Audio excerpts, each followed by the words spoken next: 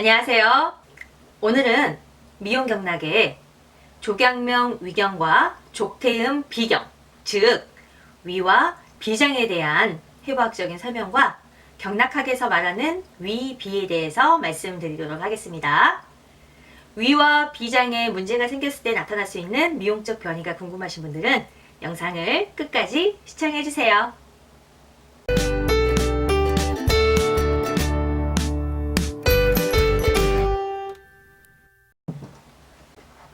안녕하세요. 앵글림입니다. 오늘은 조경명 위경과 족태음 비경에 대해서 말씀드리려고 해요. 먼저 조경명 위경, 즉 위에 대해서 한번 말씀을 드려볼게요. 제가 저번 시간에 각각의 장기가 활발하게 운동하는 시간이 있다고 말씀드렸잖아요. 폐는 새벽 3시에서 5시, 그리고 대장은 5시에서 7시. 그래서 우리가 5시에서 7시 사이에는 보통 배변 활동을 하죠. 그리고 아침 7시에서 9시는 우리가 진시라고 해서 이 시간에는 위가 활발하게 움직이는 시간이에요. 예전에는 우리가 가난해서 하루에 3끼를 못 먹고 자라던 그런 시절이 있었잖아요. 그래서 우리가 옛 인사 중에 이 진시에 식사를 하셨냐라는 게 바로 큰 인사였어요. 그래서 진지 드셨어요? 이런 인사가 있었죠. 진시에 식사를 하셨냐라는 뜻입니다. 그만큼 이 진시는 위가 활발하게 움직이기 때문에 이 시간에 음식물을 섭취를 해줘야지만이 위에 기운이 들어갈 수 있는 시간이에요. 자, 위의 해부학적인 설명을 먼저 드리도록 할게요. 위는 우리가 입에서 섭취한 음식물의 식도와 연결되는 분문이라는 곳과 그 위가 있으면 위 아래 12지장이라고 하는 이제 소장이 시작되는 곳이 있죠. 그래서 유문이라는 곳이 이렇게 중간 부위에 위치해 있고, 우리 복부에서는 상복부, 즉 윗배에 위치해 있죠. 그래서 우리가 소화가 안 될 때 윗배가 조금 더부룩한다던가 이런 증상을 우리가 느끼실 수가 있죠. 이 위에서는 위에서 분비되는 위액, pH가 2.2 정도밖에 안 되는 강한 산성을 띠는 유미즈, 즉 위액에 의해서 음식물의 소화가 이루어지는 곳입니다. 위는 이렇게 쉽게 설명을 드리자면 믹서기처럼 음식물이 들어오면 잘게 갈거나 부셔서 우리가 소화를 시켜주는 작용을 하는데, 위가 흡수할 수 있는 거는 약간의 수분과 그리고 알코올만 흡수할 수가 있어요.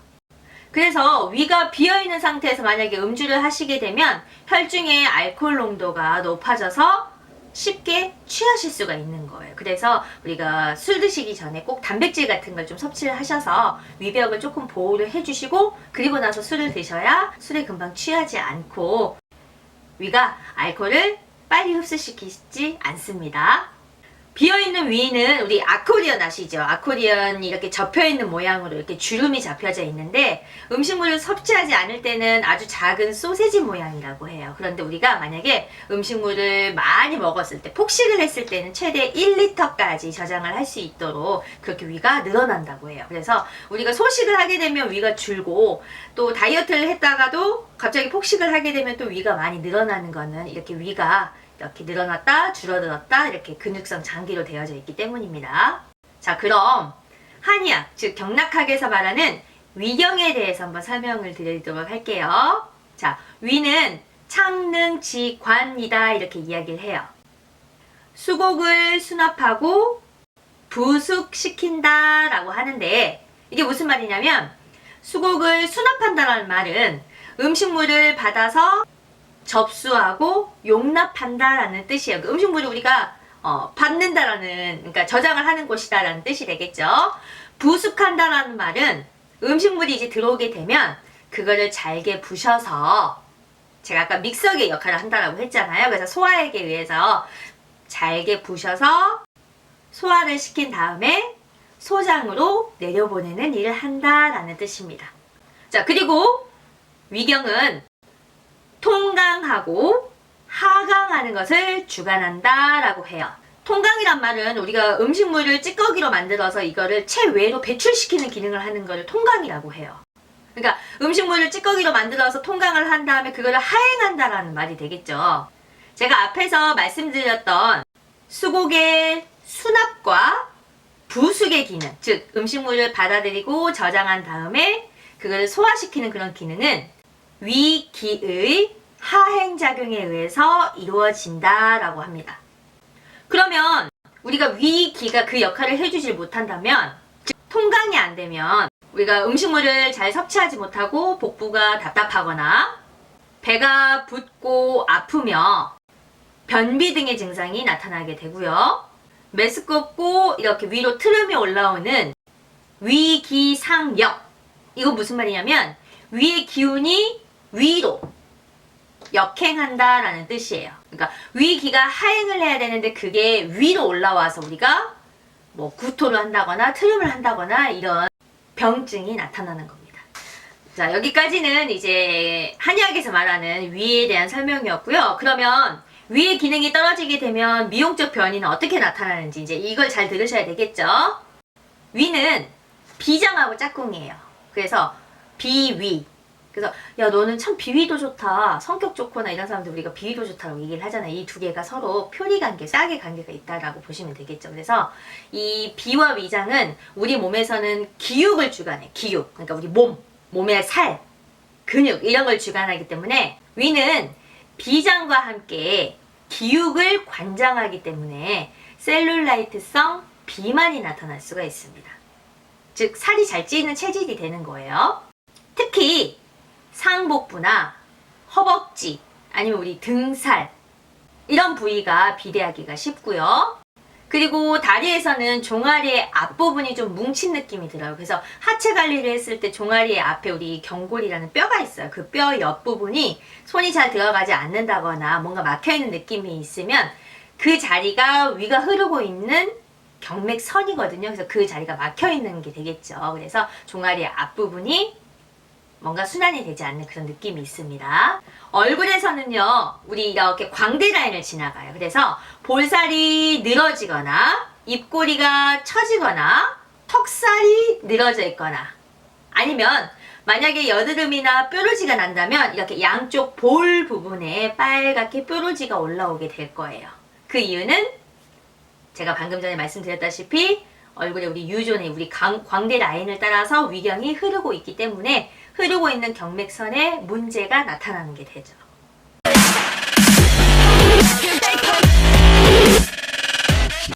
자, 이번에는 족태음 비경에 대해서 말씀을 드리도록 할게요. 자, 7시에서 9시까지 위가 활발하게 움직이는 시간이었다면 이제 9시에서 11시까지는 비장이 활발하게 움직이는 시간이에요. 해부학적인 비장은 한의학에서는요, 비장과 췌장이란 장기를 묶어서 비장 이렇게 이야기를 할 거예요. 그래서 같이 연결해서 여러분도 이해하고 계시면 좋을 것 같습니다. 비장은 횡격막의 아래에 위치해 있어요. 모양은 뭐 칼이나 낫과 같은 모양이라고 이렇게 되어져 있고요. 영양을 운반하고 영양을 즉 운화하고 혈을 통괄한다라고 되어 있어요. 그래서 혈과 관련된 그런 질환에 이제 이 비장이 연관성이 있습니다. 우리가 해부학적으로는 혈액 속에 적혈구, 백혈구가 있잖아요. 그 중에 이제 이 적혈구가 수명을 다 하고 나면 파괴되는 곳이 바로 이 비장이에요. 그래서 이 비장에서 파괴가 돼서 없어지는데 만약에 비장이 건강하지 못하면 이 적혈구를 제대로 파괴하지 못하는 거예요. 그러면 결국에는 뭐 멍이 잘 든다거나 이렇게 혈병으로 조금 나타날 수가 있게 되는 거예요. 한의학에서 말하는 이 비경은 운화를 주관한다 이렇게 이야기가 되어져 있습니다. 무슨 말이냐면요. 영양물질에 대한 운반이나 수송, 소화, 흡수 이런 작용을 한다라는 뜻이 되겠어요.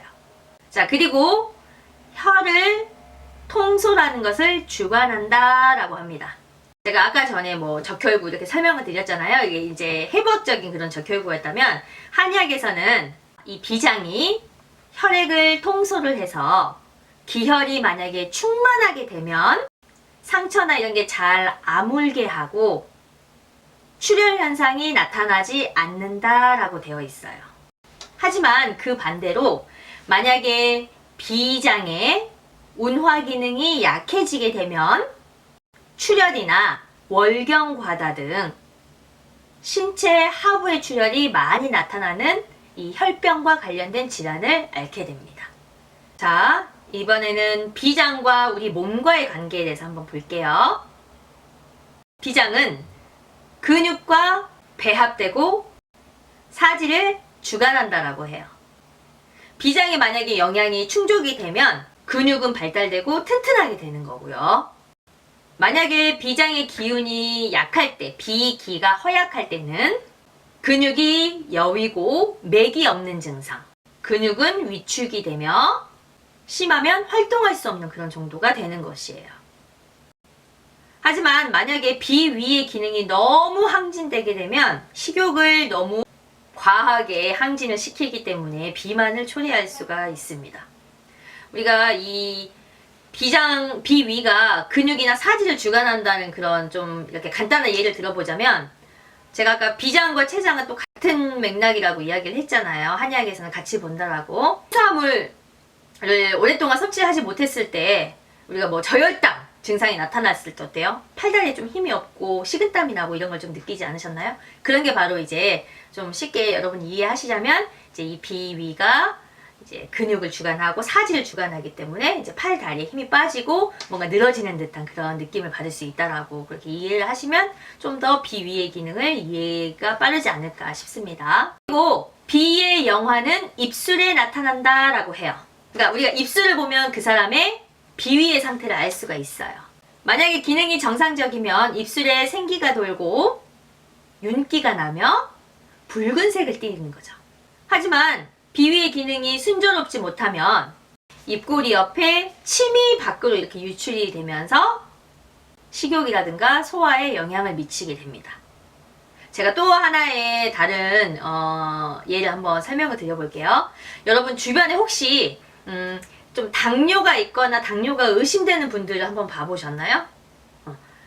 제가 방금 전에 이 침은 비장에서 분비되는 액체예요. 그래서 이 당뇨가 있는 분들이 약간 이렇게 이 입꼬리에 침이 좀 많이 고이는 분들이 있어요. 그래서 혹시 저 사람이 말을 열심히 하는데 뭔가 이렇게 입꼬리 옆에 침이 고인다면 좀 당뇨를 의심해 볼 수 있겠다, 이렇게 한번 의심을 해보셔도 돼요. 한약에서는 이렇게 비장이 순조롭지 못하면 이 입꼬리에 침으로 유출이 된다고 봤기 때문에 그렇게 이해를 하시면 좋을 것 같아요. 비는 그리고 입에 반영된다라고 했어요. 음식에 대한 구미는 이 비장과 밀접한 연계가 있는데, 우리가 구미가 당긴다 이런 말을 하잖아요. 즉 이렇게 뭔가 먹고 싶은 욕구라든가 이런 것들은 이제 비장이 관여를 하는 거예요. 건강하면 입맛이 정상일 것이고, 비기가 건강하지 못하면 입이 심심하고 뭔가 맛도 느껴지지 않고 입은 달고 혹은 쓰거나 등의 미각에 이상이 나타나고 식욕도 떨어지게 되는 거예요. 반대로 비기가 너무 항진이 되면 이제 식욕이 항진돼서 비만을 초래할 수가 있는 거고요. 자, 이 비장과 관계되는 맛은 단맛이에요. 그래서 오미 중엔 단맛인데, 이 단맛을 적당하게 섭취를 해주게 되면 비장의 기운에 에너지를 주는 그런 역할을 해주게 됩니다. 하지만 너무 과도하게 단맛을 섭취하게 되면 우리 신장, 즉 콩팥의 기능이 쇠퇴하게 돼서 뼈에 이상이 온다거나 탈모가 올 수 있는 그런 변이가 나타날 수가 있습니다. 자, 비장의 색, 5색 중에는 황색이에요. 그래서 건강할 때는 안색이 맑고 좋지만, 만약에 건강하지 못하고 순조롭지 못하면 얼굴이 누렇게 뜰 수 있는 겁니다. 그리고 우리 코에 피지가 많은 것도 이 비장의 부조화에 의해서 생기는 대표적인 증상입니다. 그래서 비위의 기능이 떨어지신 분들은 이렇게 T존은 피지 분비가 많고 U존은 건조한 복합성 피부가 될 수가 있어요. 비장과 관련된 정서는 사예요. 이 사자는 사고 또는 고려, 즉 생각하는 거예요. 지나친 생각, 즉 사려는 비의 운하 기능을 떨어뜨리게 돼서 식욕이 없고 복부가 붓고 답답하며 어지럽고 숨이 차고 건망증 등의 증상이 나타나게 되는, 그러니까 생각을 하는 거니까 너무 지나치게 또 비 기능이 떨어지면 건망증의 증상으로 나타날 수가 있는 거죠. 자, 미용적 변이 한번 볼까요? 아까 위와 마찬가지로 기육, 몸의 근육과 살을 주관한다라고 했기 때문에 기육이 튼실하고 탄력이 있으며 입술이 윤택하고 붉은색을 띠고 아름답고 몸매는 탄력 있고 균형 잡힌 몸이라면 비위의 건강이 아주 좋은 거예요. 하지만 그 반대로 이제 비만이 된다거나 뭐 탄력이 떨어진다거나 아니면 입술이 윤기가 없다거나 입술 옆에 침이 보인다거나 셀룰라이트성 비만이 나타난다거나 복합성 피부, 이 T존의 피지 분비가 많은 그런 피부가 되면 이제 비기의 기운이 떨어져서 나타나는 미용적 변이가 되겠습니다. 자, 그리고 얼굴에서는 볼 부위, 아까 제가 말씀드린 위하고 마찬가지로 볼 부위에 화농성 여드름이 생겨날 수 있고요. 코에 블랙헤드나 피지 분비가 많은 복합성 피부, 이렇게 이해를 하시면 좋을 것 같습니다. 그래서 오늘은 앞에서 배웠던 수태염 폐경, 수양명, 대장경에 이어서 족양명 위경, 족태음 비경에 대해서 공부를 했어요. 12경맥 중에 이제 4개 배운 거죠. 그래서 오늘은 위비에 대해서 제가 알려드렸고, 이제 위비의 그런 해부학적인 것과 경락에서 말하는 그런 위비의 기능, 그리고 뭐 미용적인 변이, 이런 것들을 알고 계시면 우리가 이제 체형 관리를 할 때나 얼굴 관리를 할 때 우리가 참고할 수가 있는 거예요. 그래서 오늘은 위비에 대해서 알려드렸습니다. 자, 그럼 이제 또 저는 다음 시간에 다시 다른 내용으로 또 만나도록 할게요. 자, 지금까지 시청해주셔서 감사합니다. 여러분, 다음 시간에 봬요. 안녕!